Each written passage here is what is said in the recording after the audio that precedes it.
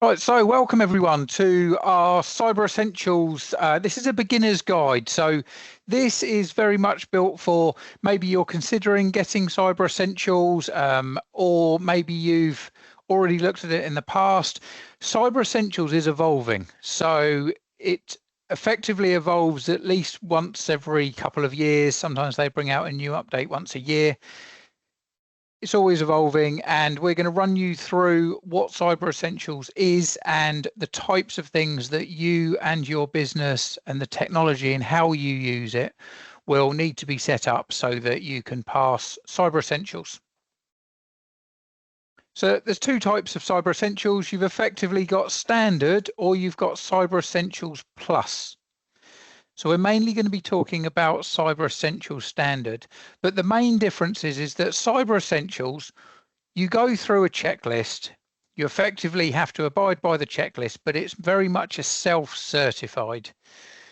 So you go through, you have to tick boxes and you make comments and list all the details of your technology, but you do it, and yes, they do check some, but essentially you can do it, you self-certify, and then you get your certification for 1 year. And you have to do this Cyber Essentials every year. So as Cyber Essentials evolves, hopefully your technology will evolve as well.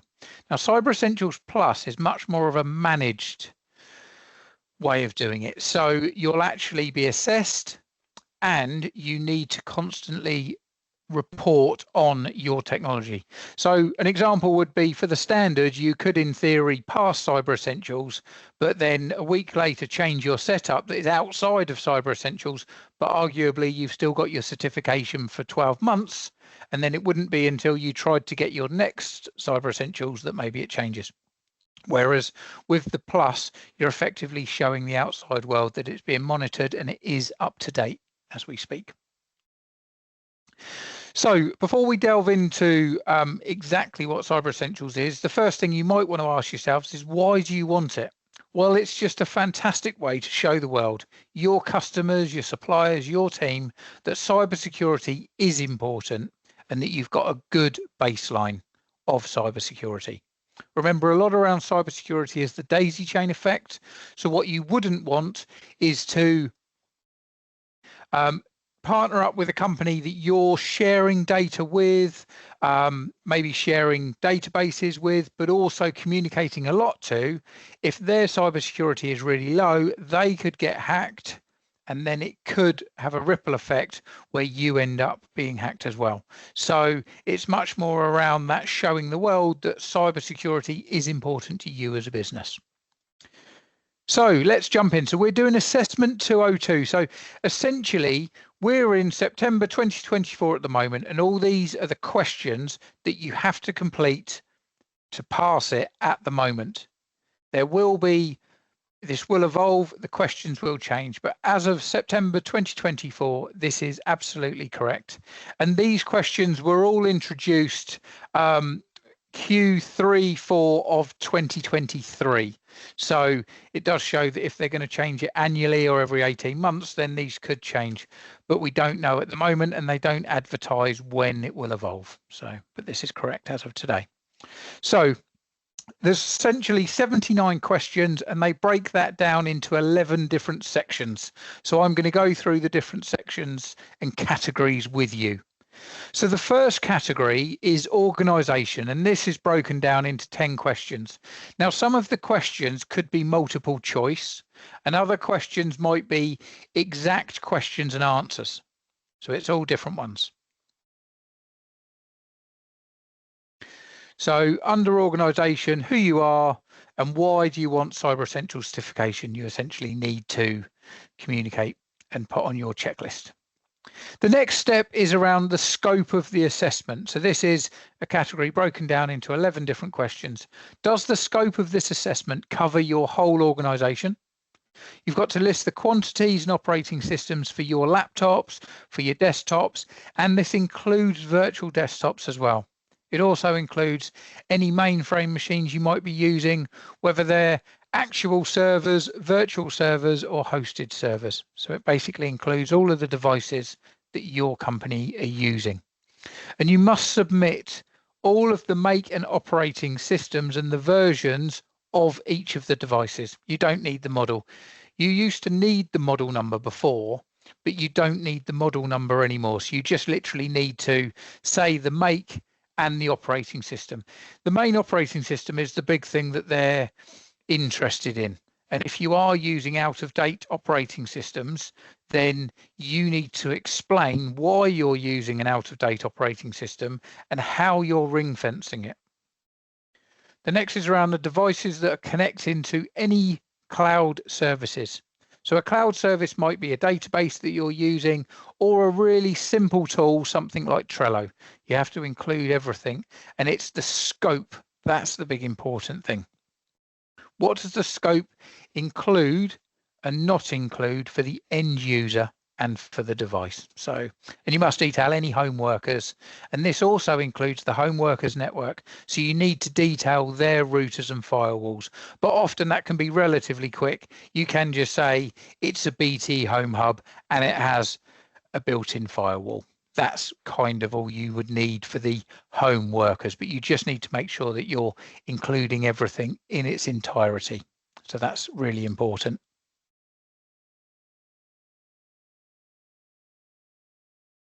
So the next category, the third category, this is around boundary firewalls and internet gateways. Again, 10 questions.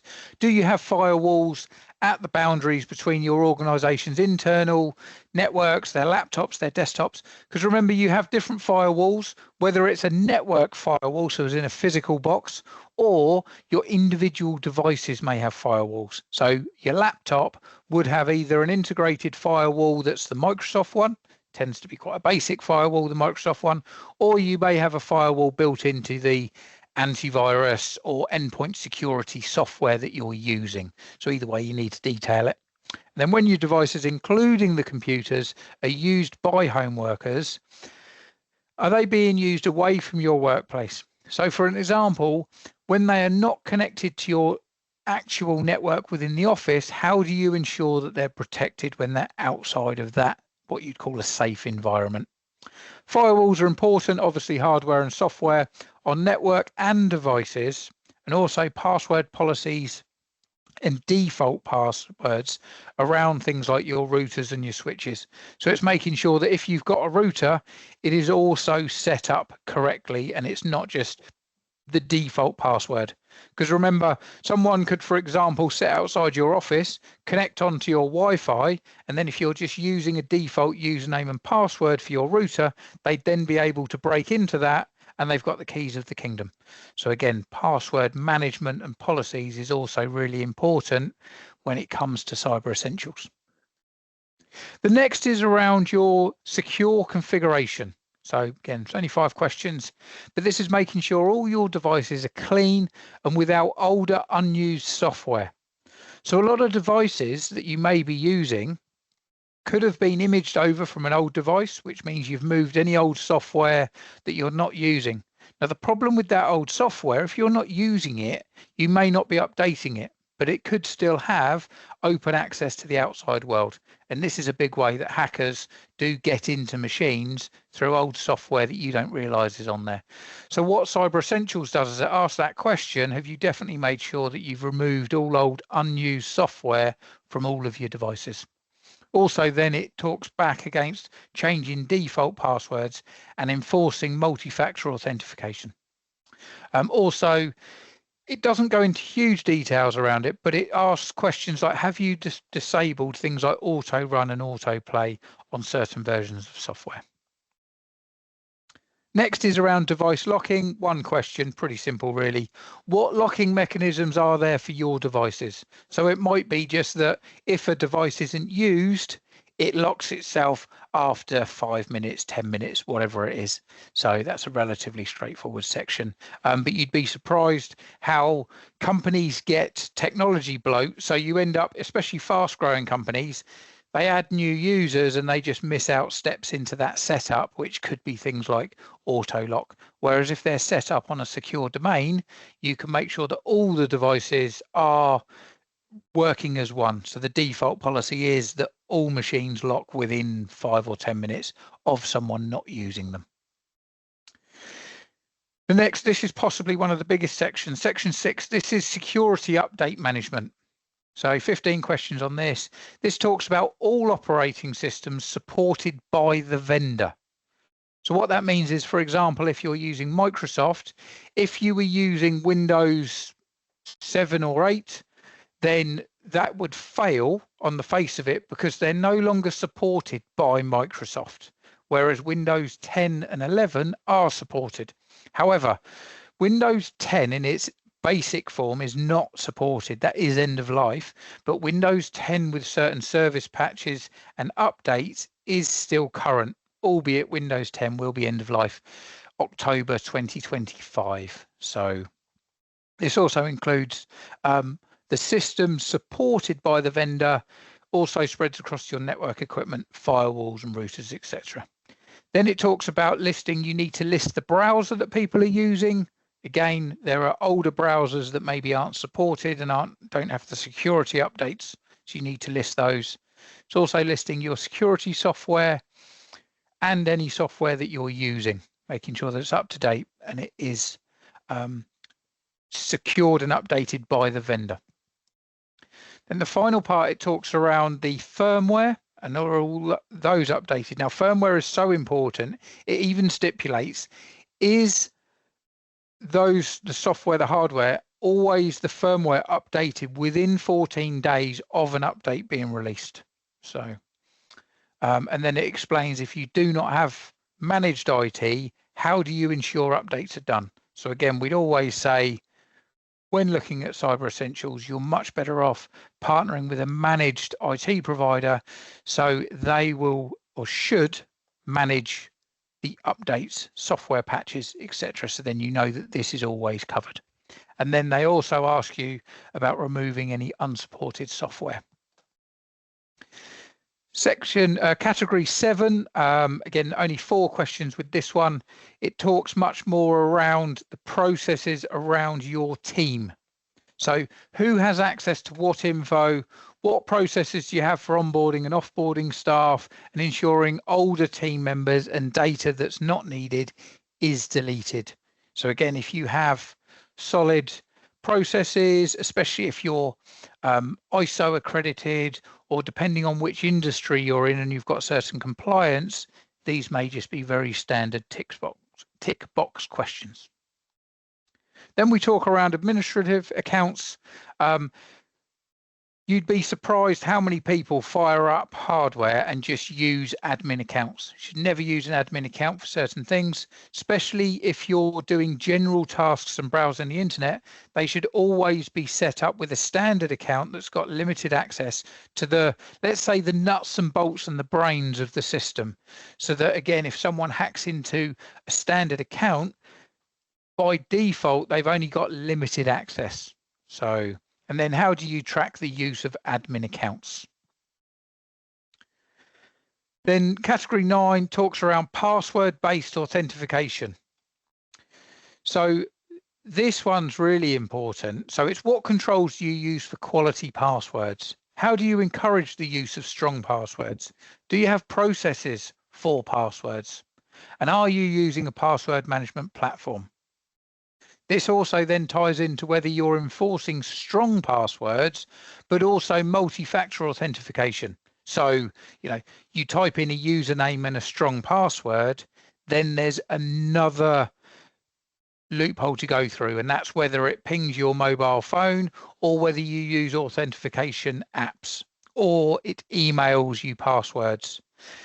The industry as a whole is starting to move away from text to PIN authentication. The reason is that mobile phones just, as a standard, just aren't as secure as potentially an authentication app. Authentication, you see, with those apps, you need to log into the app to then receive the authentication code to then type it in.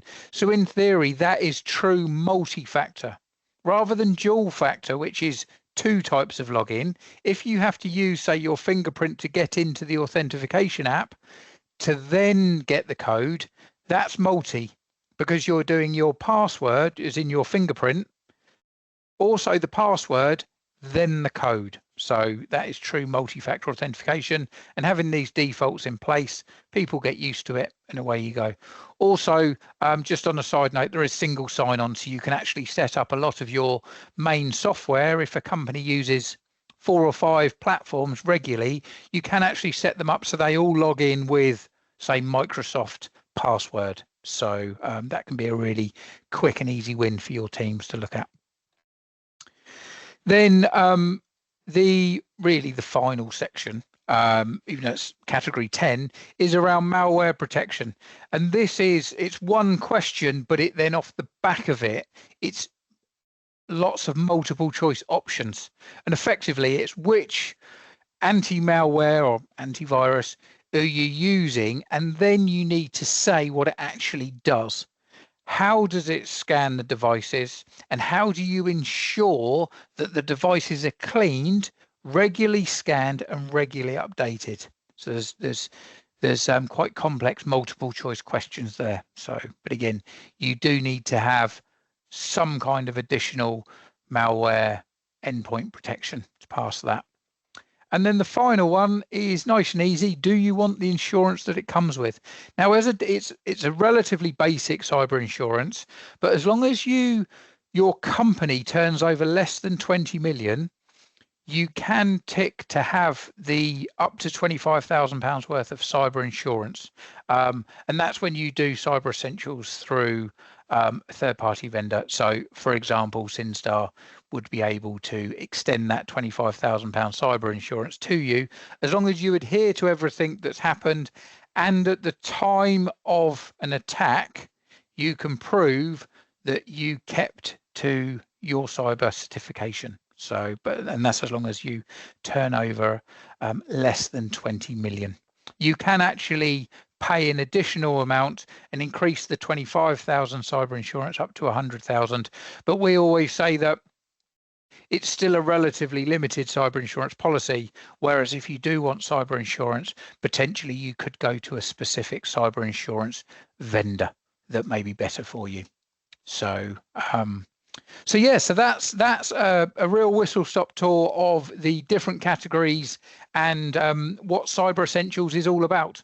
So there's a few different areas that it covers, and it's making sure that you adhere to all of them. As I say, the difference between Cyber Essentials and Cyber Essentials Plus is that Cyber Essentials, essentially, if you decided to do it next week, you need to adhere to them on that date, but you then got the certification for a year. With Plus, it's much more around being monitored and knowing that you're always and currently up to date.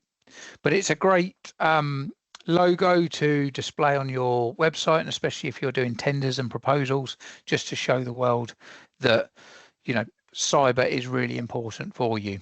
So so as I say, here's my contact details. So if you've got any questions, great to follow us on social media as well. We do lots of webinars, but also we are very much a business around learning and education, and technology is constantly evolving. So we've got a huge learning center with literally hundreds of different, whether it's blog items, downloadable content, different webinars. There's lots of different stuff on there. Now, we've had a few questions that have come in, so let's go through some of the questions. So first question, how long does it take? Right. So in terms of Cyber Essentials, if everything is pretty tip top and you've got all the information, so you're already using a managed support provider and they can provide you with most of this stuff, then it generally takes a week or two. But depending on how busy you are, and whether a lot of this stuff you're going to have to go away, research and make sure that it's correct, then it can take longer. So I hate to say it, but how long's a piece of string is how long it takes. But what you certainly do get is, from signing up for Cyber Essentials, they actually give you 365 days to complete Cyber Essentials. And then once you complete it, that's when your certificate runs. So I think actually, you know, that's quite a good thing. And obviously, this is very much, the government are backing this. They want you to have Cyber Essentials. So there is quite a lot of flexibility. As Cyber Essentials evolves, I think it will get harder to get, but it's just such a good baseline to get to. But I would say for a standard business, let's say 1 to 2 months is, you know, a good time frame to do it in, and that won't be too onerous on you. You'll still be able to do your day job with adding in a few of these bits. Again, if you get an IT support company like Syn-Star to help you with it, then obviously it would be quicker, more efficient, and you know that the answers would be correct, whereas sometimes you may have to guess at some of the things. So, but yeah, let's say 1 to 2 months just to be safe. Can you use one certification if you have multiple companies? Right, so the plain answer is no. When you do the certification, you need to state your company. Now, if you've got one limited company, but maybe a few different trading names, then you could do that because you would have the certification under the limited company. But generally, as a rule, you need to display your logo, and then to be on the actual Cyber Essentials register, it would come up as that company. So depending on what name you're trading as, that's what it would come under. And then officially, that's who you should be displaying it as. So yeah, generally one certificate per company. But if it's a limited company, a holding company, then you could arguably do one certification for it. Another question, can you help us to get this if you do not work with Syn-Star already? Well, yes. Again, with our clients that work with us that we fully manage, obviously most of these questions we've got real-time data on, so we can look at exactly what software all the machines are running, what version, when were they last updated, firmware. So we've got most of the information, and also as process, we always keep our clients' machines up to date. So when new firmware comes out, things like that, updating passwords every, again, depending on what the client wants, monthly, quarterly, yearly, we would already do that as process. So a lot of the questions we would know the answers to. Whereas if we're not working with a client, a lot of the questions we would need to find out the answer, and that can just take longer. So the answer is yes, we can offer Cyber Essentials as a one-off project, or more as a consultancy advisory side of things. But yeah, certainly if they are a fully managed support client of ours, then it is generally a lot quicker and easier for them to get Cyber Essentials or Cyber Essentials Plus. So then let's have a look. Any more questions? How much does it cost? Right, so the standard certification, you're looking at around £500. The reason is there's a dollar exchange. You're looking approximately £500 for a company to do it, to get someone else involved. We've seen anywhere between £1,000, £1,500 up to 5,000. On standard Syn-Star, we would be around 1,000 to 2,000, depending on the complexity and the type of certification. Cyber Essentials Plus, more pushing up to around the sort of 4,000 or 5,000 mark. But again, it all depends on the number of devices, the complexity, the number of sites. So it's very much on a case-by-case basis. And also, are you already ISO accredited? And if you're ISO 27000, which is the more of the cyber network ISO, then Cyber Essentials kind of dovetails into it. So it would probably be easier to get Cyber Essentials because a lot of the work you would assume is already done. So. Okay, so I think unless anyone else has got any questions, there's nothing else in the chat. Right, I think that's everything. Well, that brings us up to nearly 30 minutes, which is always the target. So we hope you found this really useful. As I say, there's my details, there's my email address if you've got any questions. Maybe you're going through Cyber Essentials at the moment and you've just got a couple of little hurdles, but also do follow us on social media, where we're constantly doing updates on what's going on with technology, and hopefully we can build a world where cybercrime dissipates to a point where there's no more hacking. But that's maybe just something that we can dream about. So enjoy the rest of your day, and thank you very much for your time.